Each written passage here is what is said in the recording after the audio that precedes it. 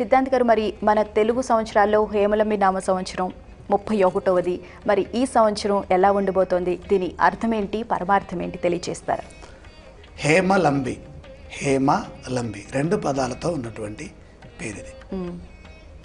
హేమ అంటే మనందరికీ తెలుసు సువర్ణం అంటే బంగారం.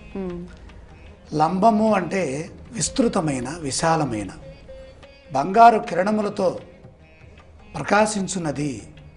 అందరి జీవితాల్లో బంగారు కిరణాలు అంటే మంచి వెలుగులు విరజిల్లే విధంగా సూర్యకాంతులు మన మీద ప్రసరిస్తాయి అని దీని యొక్క అంతరార్థం.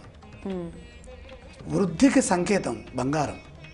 హిరణ్యవర్ణాం హరిణీం, మహాలక్ష్మికి సంకేతం సువర్ణం. కాబట్టి హేమలంబము, హేమలంబి వీటి అర్థాలు ఏం తెలియజేస్తున్నాయంటే సంస్కృత పరంగా పరిపూర్ణమైన అభివృద్ధిని ఈ సంవత్సరం ప్రసాదిస్తుంది. హేమలంబౌ సుఖినో జనాః సర్వే నృపాః,